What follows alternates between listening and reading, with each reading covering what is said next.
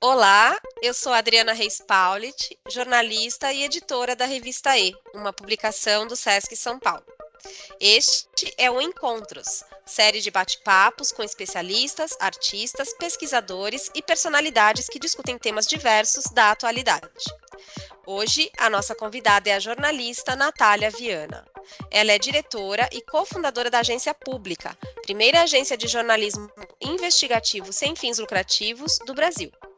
A agência pública realiza reportagens de fôlego sobre temas que se relacionam com os direitos humanos, a administração pública, o meio ambiente e a violência contra populações vulneráveis. Natália Viana também é autora ou coautora de livros como Plantados no Chão, de 2007, Habeas Corpus, Que se Apresente o Corpo, de 2010, Jornal Movimento, uma reportagem, de 2011, Dano Colateral, de 2021 e O Bispo e Seus Tubarões, lançado em 2013.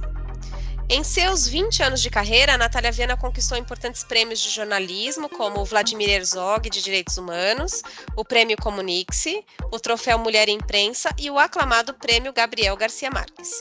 Ela acaba de retornar de um período da Universidade de Harvard, onde esteve como bolsista da Fundação Nieman. Natália Viana conversa conosco a partir de agora sobre sua trajetória e sobre os desafios do jornalismo investigativo no Brasil. Seja muito bem-vinda, Natália Viana. Obrigada por estar conosco. Muito obrigada, Adriana. Muito obrigada a todos vocês por me ouvirem. E acho importante dizer, depois dessa apresentação maravilhosa, que não adianta você ter tantos prêmios e não ter internet, né? Eu estou aqui num café, porque a internet da agência pública não estava funcionando, para vocês verem. Mas por isso vocês vão ouvir um ruído aqui no fundo, mas eu estou aqui com vocês de corpo e alma, pessoal. Ah, claro, imagina, fica tranquila, tá tudo certo, faz parte dos nossos desafios, né? Natália, então acho que assim, a gente pode começar essa conversa falando um pouquinho da sua trajetória profissional mesmo, né? Eu sempre gosto de perguntar para quem é jornalista, assim como eu que sou também, por que o jornalismo, né? Como que foi que o jornalismo chegou na sua vida, né? Sempre foi algo que você quis fazer? Você que teve, né, colaboração em diversos veículos importantes, né? A Caros Amigos, eu lembro bem, The Guardian, BBC, enfim, como que foi que o jornalismo surgiu na sua vida? Adriana, a história é engraçada porque eu nunca conheci um jornalista. Quer dizer, a primeira vez que eu vi um jornalista na minha vida, eu estava no colégio, eu estudei no colégio Oswald de Andrade, aqui em São Paulo, e eu sempre quis ser jornalista, mas eu sempre quis ser jornalista porque eu sempre gostei de escrever, eu sempre fui muito curiosa. São dois excelentes motivos para você ser jornalista, mas se você é jornalista, por isso você vai enfrentar muitos problemas, né? A gente sabe que tem muitos trabalhos que no final você não consegue escrever do jeito que você gosta ou sobre o que você gosta. E a primeira vez que eu vi um jornalista, eu já estava no segundo colegial. A gente foi, na verdade, o Antônio Martins, eu sempre conto essa história, que é fundador do Outras Palavras, um site relevante aqui também de São Paulo. E ele foi no nosso colégio e conversou com a gente, né? Como é ser um jornalista. Então eu fui meio às cegas, eu não tinha uma referência exata do que era profissão. Lá na minha casa, meus pais sempre leram Folha de São Paulo, fazia parte do hábito de leitura deles, a gente sempre viu notícias na televisão, mas não era nada que fazia muito mais parte da minha vida de dentro, né? E depois, bom, entrei no jornalismo, fui parar na Caros Amigos, que na verdade eu meio que implorei para ir para Caros Amigos, eu não fui parar, eu literalmente implorei. Na época, o meu primeiro emprego, assim que eu me formei, foi no Portal Terra, e eu odiei aquele emprego, gente, mas de uma maneira, porque era a época em que a internet estava bem começando, né? Ano 2000, 2001. E o que eu tinha que fazer era uma página sobre cultura. Gente, é o oposto do que a revista E faz, tá? Era uma página sobre cultura que era apenas eu reescrever releases que eu recebia sobre o que estava acontecendo na cidade. E eu ficava num prédio lá na Berrine, trancada, com aquele ar-condicionado, e ficava lendo aquilo tudo que estava acontecendo e não ia para lugar nenhum. Falei, bom, não é para isso que eu fui fazer jornalismo, eu fui fazer jornalismo para ver as coisas com os meus próprios olhos. E eu ia para o banheiro chorar todo dia. Eu respeito muito o site Terra, hoje não é parceiro da agência pública, mas olha, eu sofri. E eu já tinha um emprego, mas eu conheci o Sérgio, fundador da Caros Amigos, e implorei para ele para trabalhar lá.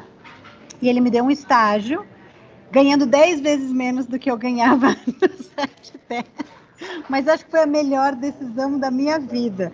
Por conta disso, enfim, eu fui sempre uma jornalista independente, eu demorei acho que 15 anos para conseguir comprar um carro, mas eu sempre fiz o jornalismo no qual eu acreditava, desde que eu fui parar na Caros Amigos.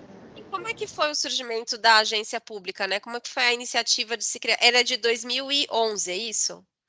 Isso, a agência pública ela tem também uma trajetória interessante. Eu acho que principalmente jornalistas que me ouvem, mas eu não sei se é só jornalista. A gente conhece pessoas ao longo da nossa carreira, e eu acho que não é só jornalismo, não, que acabam virando grandes companheiros.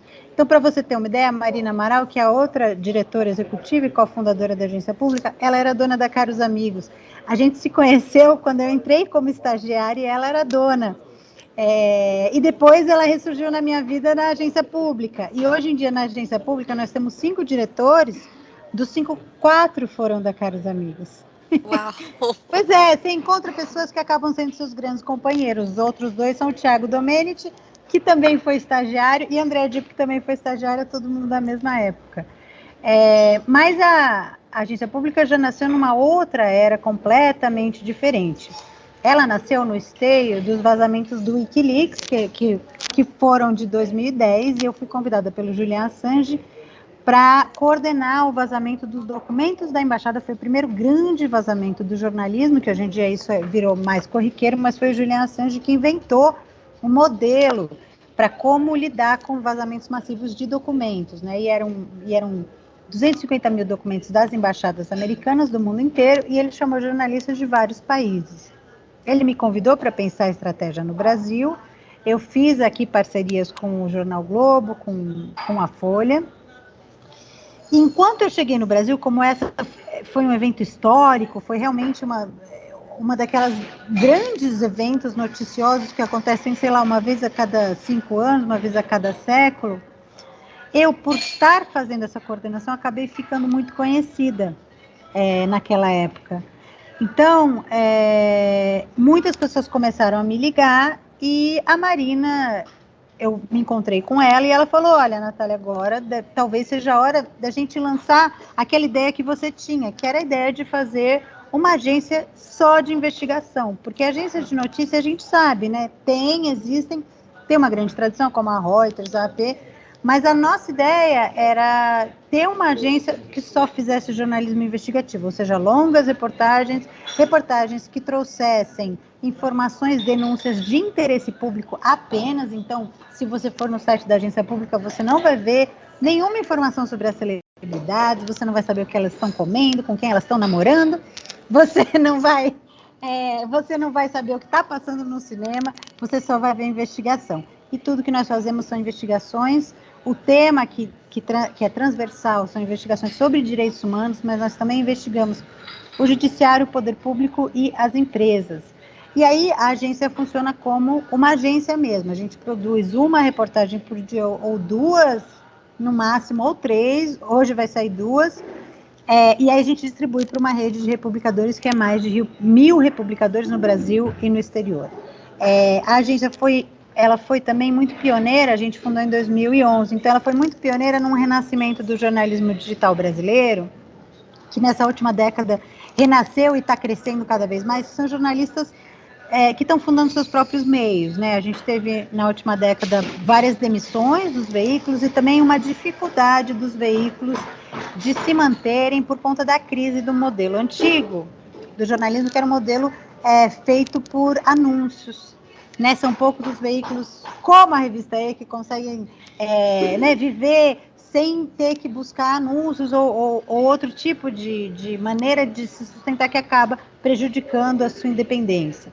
Então, nós fomos uma das primeiras dessa nova leva, e depois crescemos, né? Hoje em dia a agência pública tem 40, 45 funcionários, e aí vieram vários outros. Hoje em dia a gente já fala de um campo do jornalismo digital brasileiro. É mais ou menos essa a história. Nossa, que bacana. Muita coisa que eu quero te perguntar aqui. Acho que Uma delas, assim, tem a ver com uma questão meio conceitual mesmo, né? A gente fala que a Pública foca a sua produção de notícias no chamado jornalismo investigativo. Daí eu te pergunto, mas o jornalismo já não deveria ser considerado, na essência, investigativo, né? Qual é a diferença entre a produção e a apuração convencionais do dia a dia, do hard news, e o que a gente chama de jornalismo investigativo? É excelente pergunta, Adriana. Entre os jornalistas tem uma corrente de pessoas que falam que todo jornalismo é investigativo. Se não é investigativo, não é jornalismo. Eu discordo, porque eu gosto de jornalismo de celebridades. Gosto mesmo, eu leio, eu consumo. É informação. Jornalismo noticioso também, que é um jornalismo que é preciso ser feito de maneira rápida, ou seja, aconteceu um evento, você chega, você relata, aqui na rua há um buraco, houve um roubo, isso é informação, é necessária e é jornalismo. Não é o tipo de jornalismo que eu faço. O tipo, como você explicar o jornalismo investigativo? O jornalismo investigativo é um jornalismo aprofundado que mistura várias técnicas para tentar chegar ao máximo possível sobre o que aconteceu. Mas o que é muito importante no jornalismo investigativo é que ele tem que ser de interesse público. Então não adianta você fazer uma tremenda investigação sobre uma coisa que não tem nenhuma relevância pública. Vou dar um exemplo para vocês. Hoje mesmo nós estamos publicando uma reportagem sobre o crescimento de congressos conservadores que acontecem no Brasil inteiro. Esses congressos foram noticiados quando eles aconteceram. Então, existe o Congresso Brasil Profundo, que é feito pelo Instituto do Eduardo Bolsonaro, filho do presidente. O que nós fizemos com o jornalismo investigativo? Nós descobrimos que muitos parlamentares estão usando cota parlamentar para ir a esses congressos. Como é que a gente faz isso? A gente vai no portal da transparência, a gente faz pedido via lei de acesso a informações, a gente busca informações que não estão óbvias e a gente busca ao máximo possível reunir essas informações e, quando elas são de interesse público, publicá-las. É essa a diferença entre o jornalismo investigativo e apenas noticiar que houve um congresso.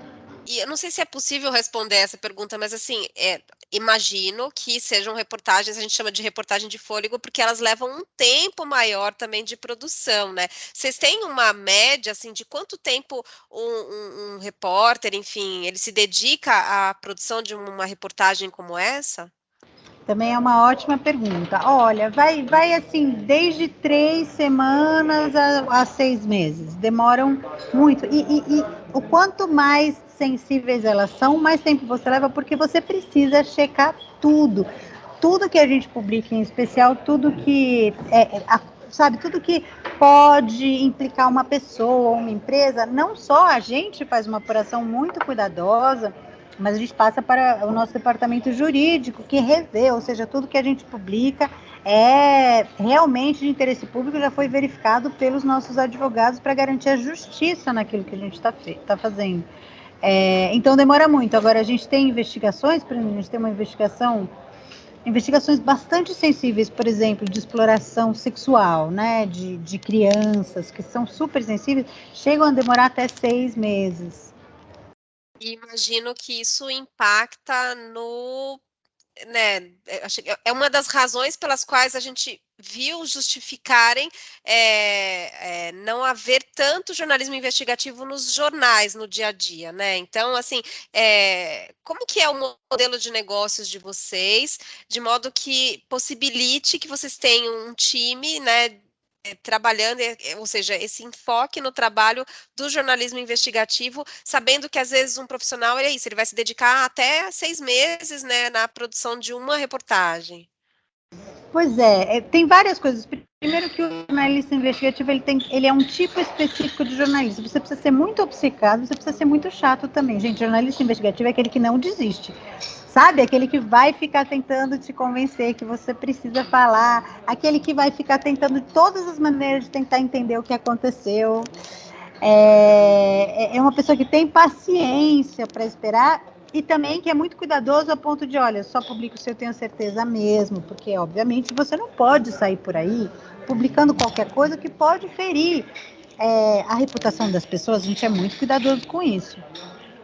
Mas também todo o nosso modelo é feito para isso. Então, por exemplo, a gente não publica notícia justamente porque a notícia ela acaba tomando muito tempo dos jornalistas E acaba meio que sugando essa energia em que você precisa ficar concentrada. Eu vou contar para vocês, eu estou fazendo uma análise.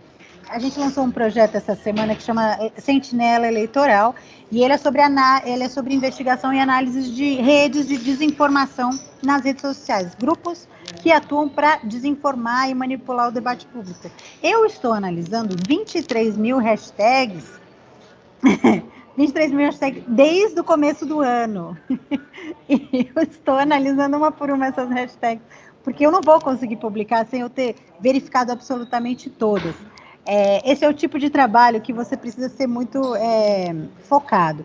Então, o que acontece? A gente, por isso que a gente é uma agência, a gente publica pouco, a gente publica coisas muito contundentes, sempre muito embasadas em documentação, e o nosso conteúdo, ao invés de sair apenas no nosso site, ele sai em vários outros lugares. Então, você alcança mais gente. É por isso que a gente não tem um site, por exemplo, com paywall.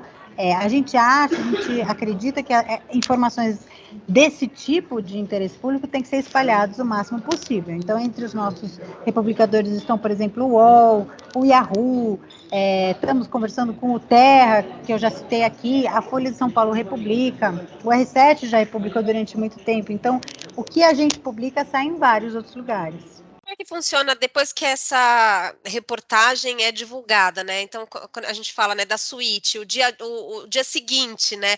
O repórter que trouxe à tona, né, uma denúncia como essa, ele segue tratando desse tema ou isso cabe também aos veículos multiplicadores do trabalho de vocês irem atrás dessa repercussão, né, da pós-denúncia?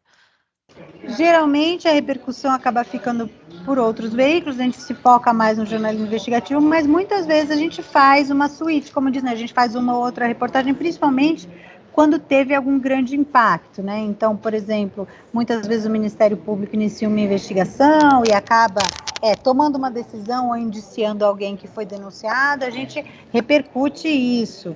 Mas uma das grandes utilidades do nosso trabalho é que ele é tão embasado por ele ser nesse formato que as pessoas usam para tomarem atitudes. Então, você tem, por exemplo, membros do Ministério Público usam para abrir ações, você tem membros do Congresso e das câmaras legislativas que utilizam para fazer audiências públicas, você tem pessoas que usam para iniciarem campanhas e etc, etc. E a diferença é que, de fato, como ele é bem consistente, você pode utilizar, pode confiar, enfim, aquilo realmente aconteceu. Então, ele tem um outro ciclo e um outro tempo também do que as notícias. E muitas das nossas reportagens, elas ainda, se você ler elas daqui a 5 anos, elas ainda vão estar tão atuais ou tão contundentes e importantes quanto quando elas foram escritas. A gente sabe que existem aí pesquisas mostrando, até a ONG Repórteres Sem Fronteiras, enfim, que o Brasil é um dos países mais difíceis, né, para jornalista trabalhar.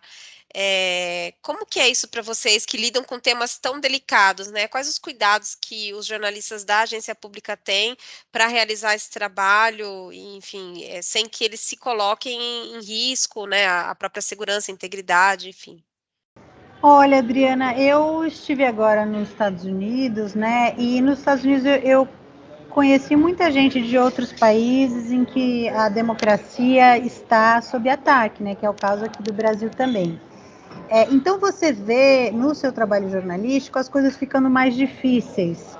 E isso é muito nítido nos últimos 10 anos na agência pública. Vou dar um exemplo. Por exemplo, hoje em dia tem gente que fica com medo de te contar uma história, ou tem gente que te conta uma história e não quer aparecer porque tem medo de ser, de ser ameaçado ou de sofrer violência mesmo, seja virtualmente, seja pessoalmente. Você tem um problema sério, principalmente no governo federal, de falta de transparência, né? A gente tinha chegado num momento muito bom por causa da lei de acesso à informação, que era fácil você obter informações sobre como funciona o governo. Hoje em dia é impossível. Hoje em dia tem órgãos do governo que simplesmente não te respondem. Você faz uma pergunta, eles não respondem. Há balancetes que não estão sendo publicados, há documentos. Então, isso tudo dificulta o trabalho do jornalista. Mas eu acho que o mais complicado mesmo é justamente isso que eu falei que a gente vai investigar no Sentinela Eleitoral. Existem redes de manipulação que atuam fortemente para silenciar e atacar jornalistas. Então, eu mesma já fui vítima de vários ataques nas redes, né? A gente precisa... Cada coisa que você publique, quanto mais contundente ela é, mais você sobe ataques e ataques. A gente soube, por exemplo, uma das maiores vítimas aqui no Brasil foi a Patrícia Campos Melo, jornalista da Folha de São Paulo, que é nossa amiga também. Que inclusive ela teve o seu celular hackeado, esse tipo de coisa. E você fica com medo, você fica receosa, né? Mas, assim, a gente tem muito claro que a gente vive numa democracia e não há nenhum motivo para ninguém se esconder. E é isso que eu sempre falo, inclusive para fontes e para jornalistas. Obviamente, a gente precisa tomar cuidados, e a gente redobrou os cuidados, tanto no trato digital, quanto cuidados quando a gente está em campo. Então, tem uma série de procedimentos que os nossos repórteres seguem, mas também tem uma outra questão, que é a questão mental, né?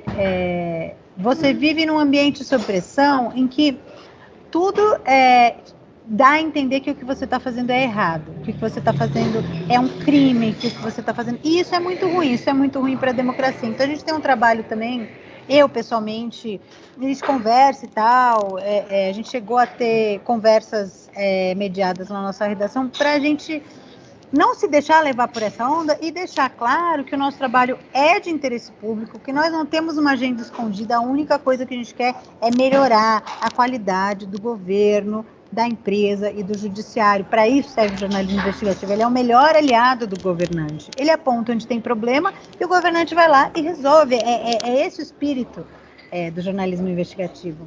Ou seja, totalmente a serviço da sociedade, né? Que é, enfim, é como eu entendo também o jornalismo em sua essência, né? Afinal, isso, é um ofício que traz a informação a público justamente para que as pessoas possam compreender melhor, né, o tempo, o espaço, o território, né, as questões todas que envolvem a vida em sociedade e com isso consigam agir e reagir às vezes, enfim. Sobre isso, não E pode você falar. sabe, desculpa, tem outras coisas também. A gente fala muito de, por exemplo, sei lá, corrupção ou violações de direitos humanos que são pontuais.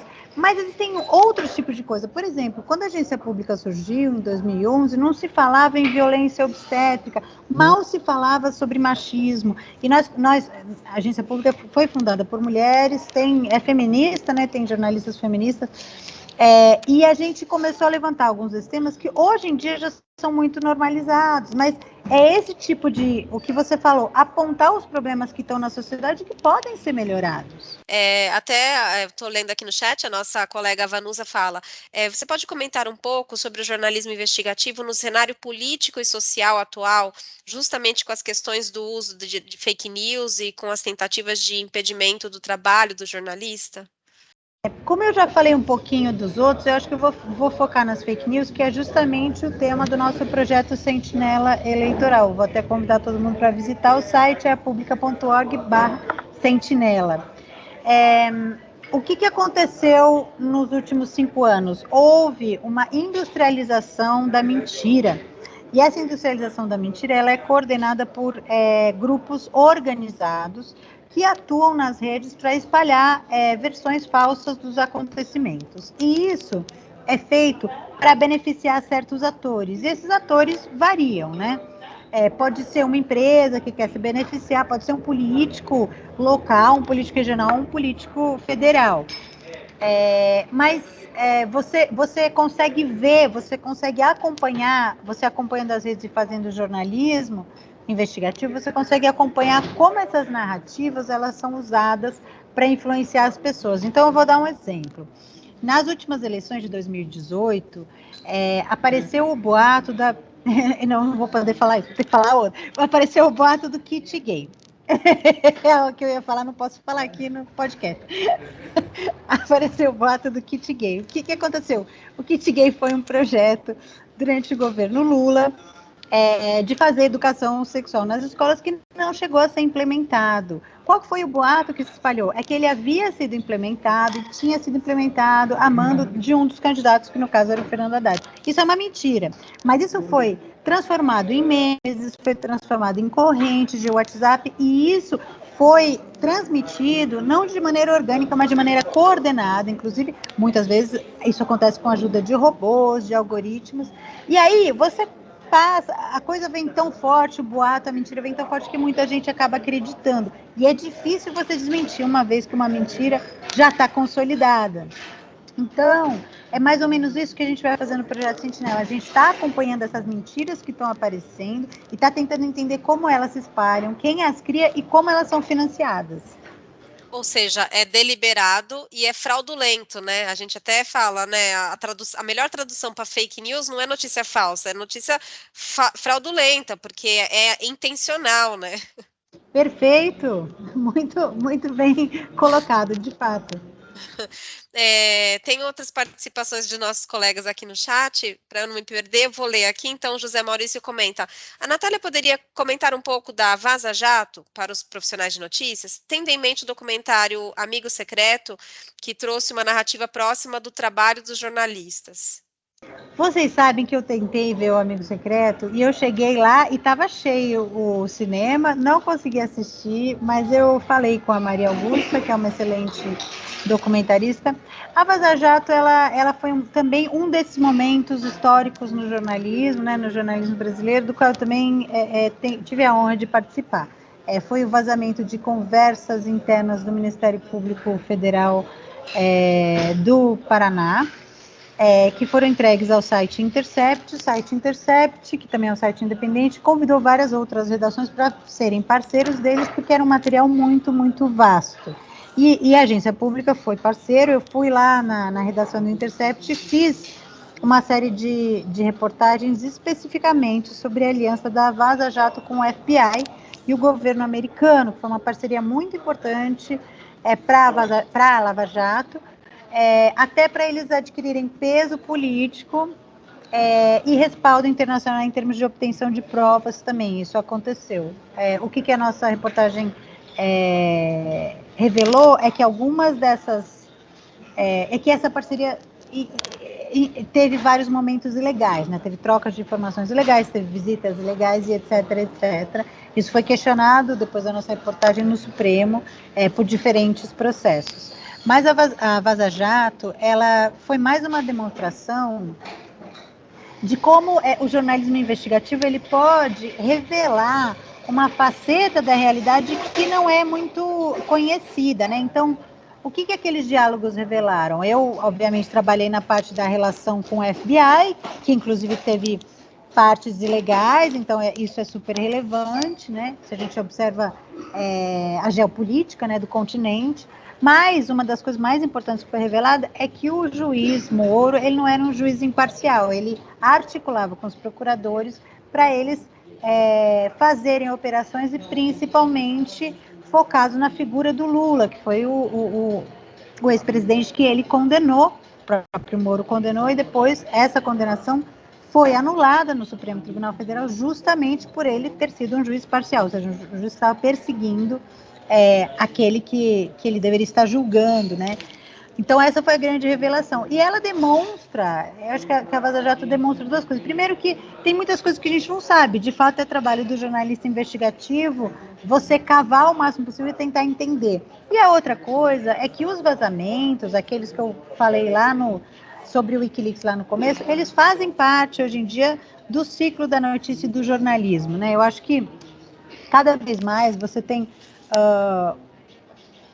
registros de negociações, conversas que estão sendo, que são registrados tanto em formato digital, principalmente em formato digital, e que podem ser passados para jornalistas, né? Eu acho que isso significa que você precisa de mais e mais jornalistas investigativos que são capazes de fazerem essas análises. Então, para vocês terem uma ideia, quando eu tive acesso aos documentos da Vaza Jato, eu passei 5 meses obsessivamente lendo aqueles diálogos para poder entender como eles funcionavam. Porque vocês vão ter que fazer um exercício comigo aqui. Você imagina que você pega um monte de diálogo de vários grupos de WhatsApp juntos e você não sabe qual é de qual grupo e em que hora foi falada qual coisa. É um quebra-cabeça. Então você precisa buscar a hora, a pessoa que está falando, montar isso para conseguir entender, por exemplo, como é uma articulação. Pensa assim, você está planejando uma festa de aniversário do seu filho. Pense em quantos grupos você vai falar para tentar convidar as pessoas para irem na festa do seu filho. E em que hora que você vai fazer isso? É mais ou menos isso que a gente tentou fazer com a Lava Jato, ou seja, quando que se articulava uma, né, uma operação, um release, etc, etc. E olha, deu muito trabalho, mas eu acho que o resultado foi bastante positivo para o Brasil, né? E é curioso porque aquilo que a gente, né, tem acesso é aquilo que a gente é a edição desse trabalho, né? Então, assim, ouvir você falando, eu tentei tento me colocar nessa condição, né, de olhar para esse material todo, para esse bruto, né, e entender é isso, né, até traçar uma linha de raciocínio para compreender os fatos, né, o que aconteceu, quando aconteceu, enfim, é muito impressionante te ouvir contar essa história. Posso complementar uma coisa que eu acho que no mundo digital, né? Nós vivemos no mundo digital. As pessoas elas não entendem muito bem qual que é o trabalho do jornalista. Mas o trabalho do jornalista é entender, organizar e contar. E é um trabalho que leva muito tempo. E ele só consegue ser feito porque tem alguém que é pago e que passa o dia inteiro fazendo isso. Ou seja, todos nós, hoje em dia, investigamos e pesquisamos algumas coisas que nos interessam. Eu estava falando do meu sobrinho, ele é fascinado por bicicleta, ele viu todos os vídeos sobre bicicleta que existem no YouTube. Mas a minha vida é isso, ou seja, de manhã eu tento entender o que aconteceu no evento, à tarde e à noite também. E demora 5 meses. Então, as pessoas acham que é fácil, mas assim, é um trabalho. Eu não acho que a pessoa é um super-herói porque ela é jornalista, eu acho que demora tempo. E quanto mais tempo você faz, melhor você fica. Entender como é que funcionam esses grandes esquemas. O Danilo, nosso colega que também comenta no chat, pensando nas séries documentais e podcasts de True Crimes, quais cuidados o jornalista investigativo deve tomar para não cair no sensacionalismo e em problemas éticos? E aí, inevitavelmente, a gente lembra do podcast recente do Chico Felitti, né, a Mulher da Casa Abandonada, que teve uma repercussão, que transbordou, né, a Folha de São Paulo, que foi o veículo originário aí do projeto, enfim. Então, não sei se você acompanhou e como é que você, né, tem acompanhado aí essas séries, principalmente em podcast, que tem feito bastante sucesso, né? Pois é, tem feito grande sucesso. E, na verdade, no Netflix também, né? Você teve aquela da Elisa Samúdio, né? Verdade. Olha, a polêmica é enorme, a polêmica em relação a esse podcast específico é enorme. Eu não ouvi, então não posso dar palpite. Eu ouvi vários americanos, por exemplo, o Serial e etc. Eu acho que tem várias coisas. O jornalismo ele tem que sempre se ater aos fatos e à verdade. Evitar ao máximo romancear ou fazer sensacionalismo com histórias humanas.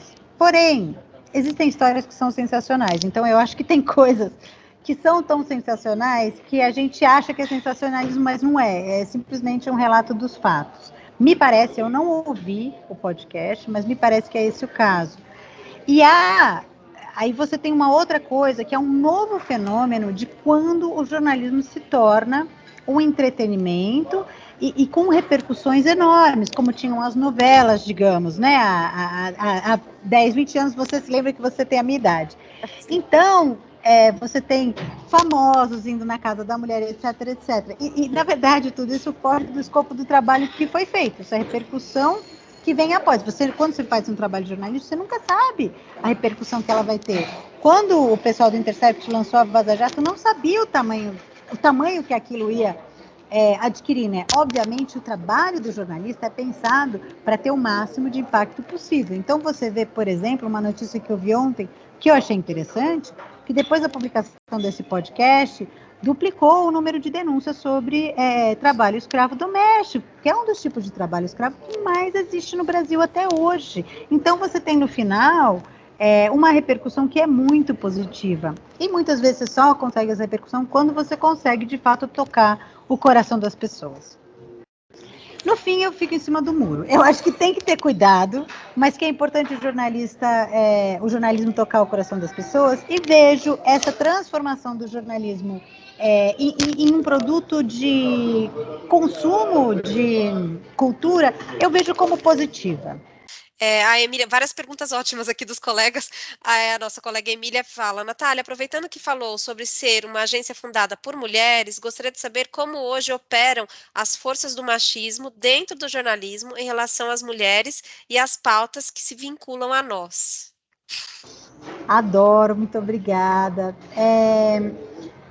Olha, o machismo ele é muito profundo na sociedade no geral, aqui no Brasil e também nos Estados Unidos, onde eu estava. E o machismo, ele obviamente, tem a intersecção de raça e de status social que piora a situação. Então, por exemplo, nos Estados Unidos eu não era apenas mulher, eu era uma mulher latina. E aí você é muito claro, porque você via que quando eu falava, os homens olhavam para mim assim, essa pessoa, não vamos ouvir o que ela tem a dizer, né? Isso você sente muito claramente, é muito interessante.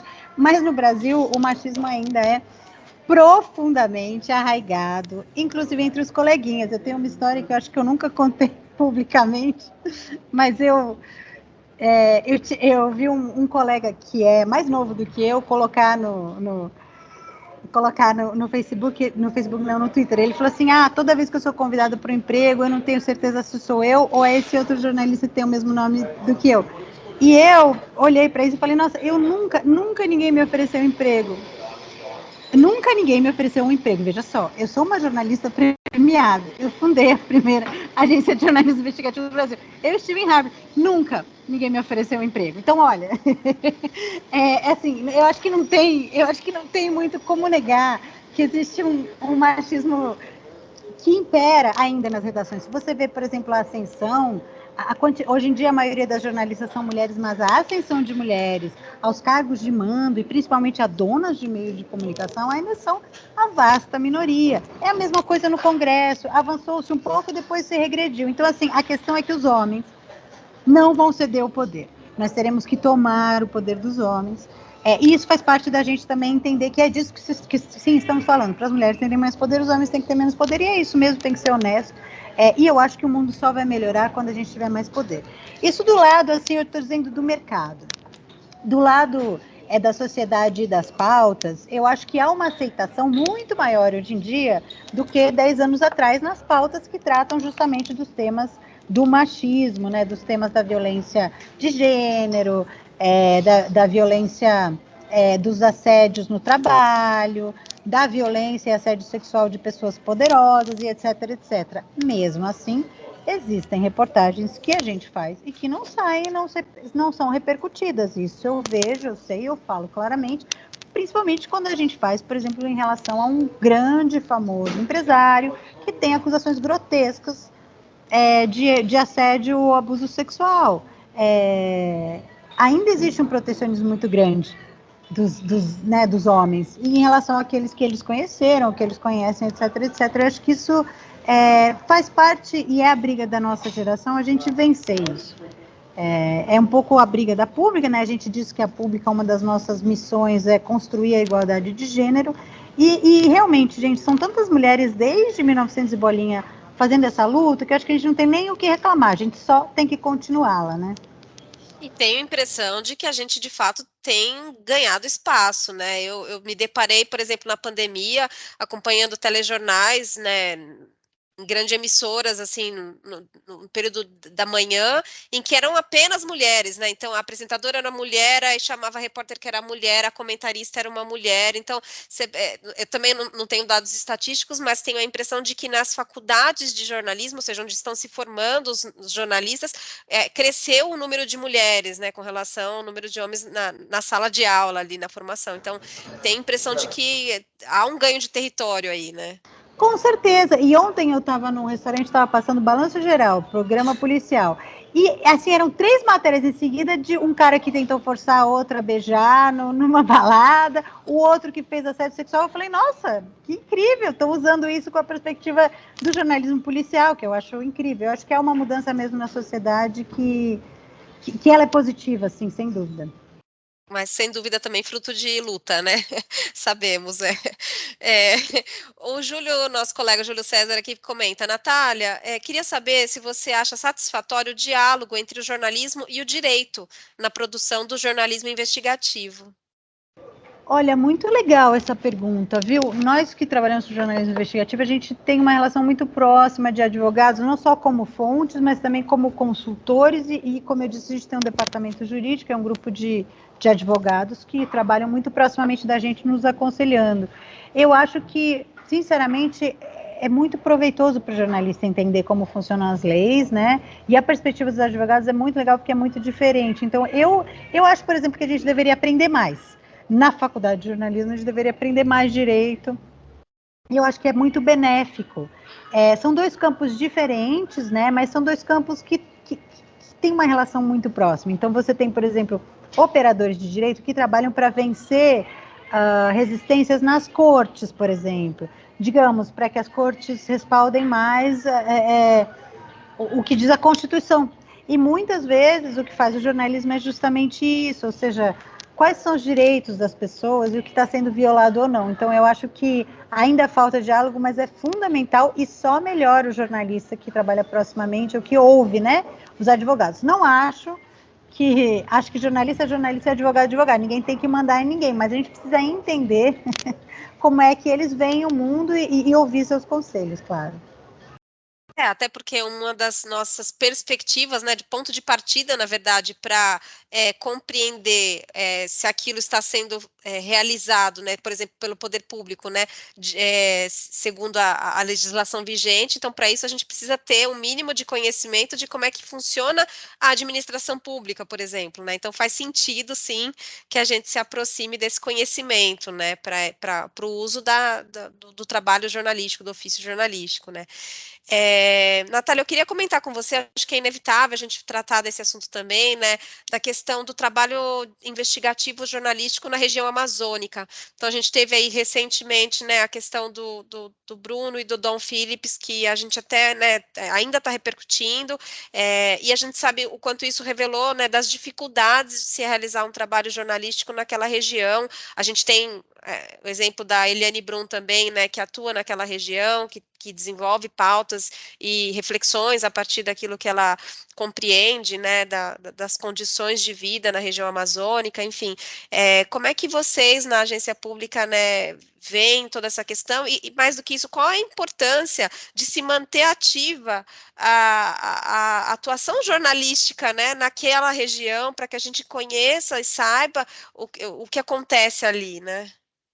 Olha, quando a gente fundou a agência pública há 11 anos, a gente estava determinando quais que seriam os temas principais para a gente investigar no Brasil nos próximos anos. E a Amazônia sempre foi um tema prioritário. Ela sempre foi um tema prioritário porque a Amazônia é a maior floresta de pé do mundo, né? Ela não só é importante quando a gente fala em debates como mudanças climáticas, que é super importante porque ela ajuda a temperar o clima do planeta. Ela é importante porque ela é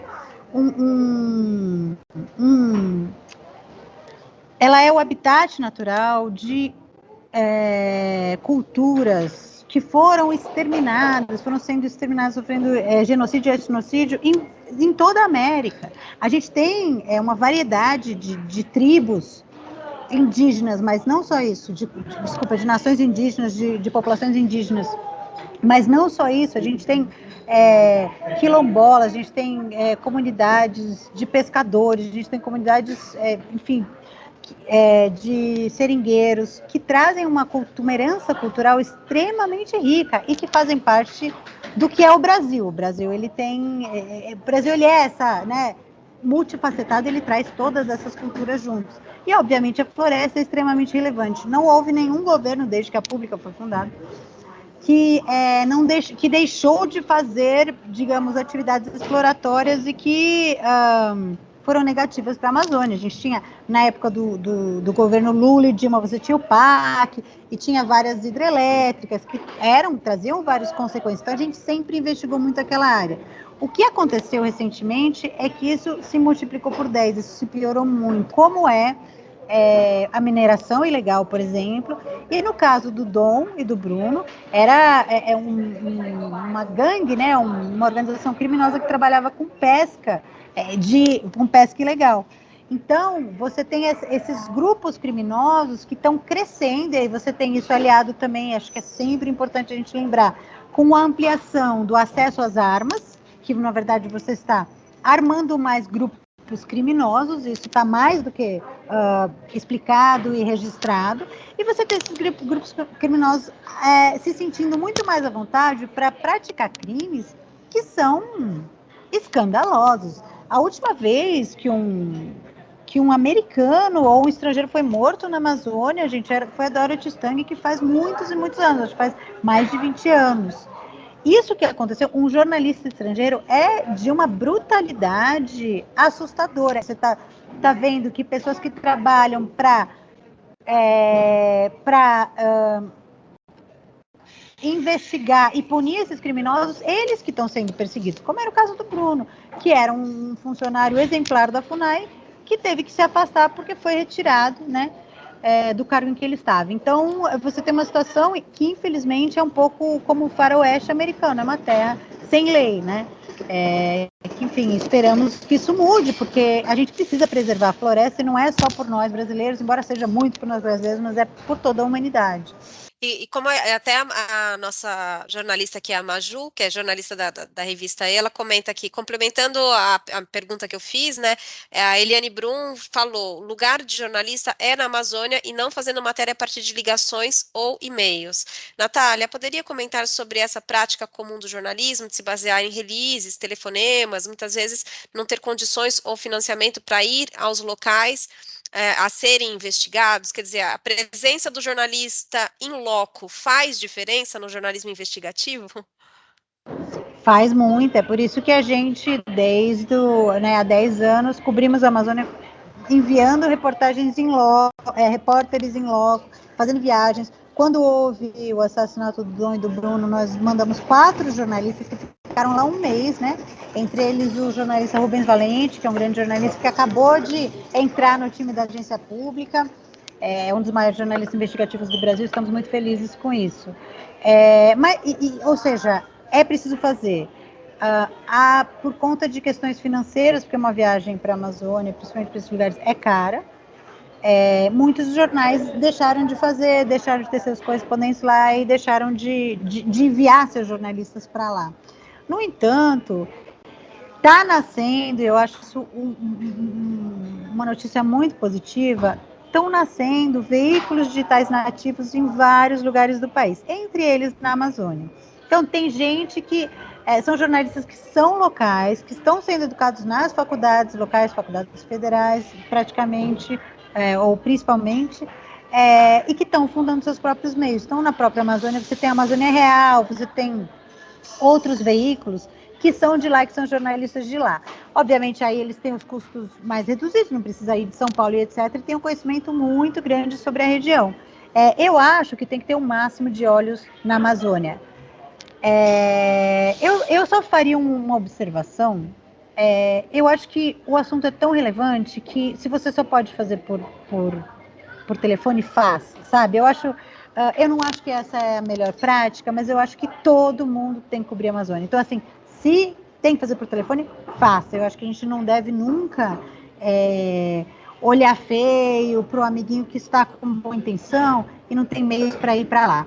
Mas, obviamente, eu acho que o ideal era que a gente tivesse, enfim, uma sociedade que incentivasse o jornalista local que é de lá, e o jornalista investigativo que se prepara e que faz uma investigação aprofundada em loco. Perfeito. Natália, a gente está se aproximando do final desse bate-papo. Eu vou aproveitar a pergunta da nossa colega Tamires, então fazer essa última pergunta para você e já te agradecer de antemão por essa conversa deliciosa. A Pública, Asmina, Alma Preta, entre outras, as agências de jornalismo independente estão se tornando grandes referências na investigação e produção de conteúdo que questiona principalmente esse olhar profundamente masculino e branco, tanto dentro das redações quanto sobre as notícias veiculadas. Para você, Natália, quais são os maiores desafios atuais das agências independentes no Brasil? Olha, muito obrigada por essa pergunta. Eu sou, além de diretora da agência pública, eu sou presidente da AJOR, que é a Associação de Jornalismo Digital, que hoje tem quase 90 associadas, entre as quais todas essas que você citou, mas também sites como o Antagonista, sites como o Nexo, Metrópole, sites bem maiores também. o que a gente quer enquanto associação? A gente quer consolidar esse campo, que é um campo que não só é um campo relevante no debate público no Brasil, é um campo relevante economicamente, é um campo nascente de pequenas empresas que hoje em dia estão empregando pessoas, fazendo rodar dinheiro e modificando a comunicação no Brasil. Então, o que a gente quer na AJOR é que esse campo se solidifique, que essas empresas elas cresçam e sejam sólidas. Então, eu acho que o que falta bastante, ou seja, nós temos muito coração, nós precisamos profissionalizar essa mão de obra, nós precisamos melhorar em termos de estratégia, de gerência, criar referências para outros veículos e novos jornalistas que quiserem fundar seus meios e também nos ajudarmos. Uma das coisas que a gente vê, né, aí é uma visão minha, eu acho que eu não vou nem falar em nome da Jorge, falar em minha visão mesmo. Quando eu me formei, e a Adriana também, a gente vivia num Brasil em que havia uma concentração de meios muito grande, eram poucas famílias que controlavam todos os meios. Isso fez com que o mercado fosse pouco competitivo, ou seja, não existe um curso do Sebrae para você fundar o seu meio, por exemplo. Se esse é o seu ramo de negócio, você não sabe muito bem para onde olhar. A gente quer consolidar esse ramo e criar essas oportunidades. Eu gostaria que a pessoa ali que vai fundar o seu meio em Manaus tivesse para onde olhar e como aprender, né? E uma das coisas que a gente quer fazer é importante a competição em qualquer ramo da economia, mas é muito importante a colaboração, e principalmente no jornalismo. Então, você vê, no momento de crise como é o atual, né, crise da democracia, ou momento de crise pontual, como foi a morte do Dom, o mais importante é que os jornais estejam todos juntos para fazer uma cobertura contundente. E esse é o tipo de pensamento que a gente quer inserir e solidificar no jornalismo brasileiro. Maravilha! Agradecemos então a presença da jornalista Natália Viana, da Agência Pública, que esteve conosco hoje, relembrando a sua trajetória, falando sobre os desafios do jornalismo investigativo no Brasil.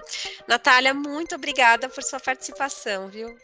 Obrigada a você. Aproveite e já convida a revista E a entrar na AJOR. Boa! Não sei se o Marquinhos chegou, nosso gerente, mas tá aí, ó. Já ficou o recado dado e registrado. Natália, é uma delícia reencontrar você, viu? Muito feliz com essa conversa. Gente, eu conheci a Natália lá na Colômbia, né? Quando eu fui acompanhar o Festival e Prêmio Gabriel Garcia Marques, a gente teve a oportunidade de se conhecer, foi ótimo, né? Ter uma brasileira ali para eu poder conhecer, enfim, e agora a gente está muito feliz de ter tido você aqui, viu? Eu peço desculpa aos colegas que eu não consegui fazer todas as perguntas, eram perguntas excelentes, enfim, e agradeço também a participação dos colegas nesse bate-papo. Eu agradeço muito, gente.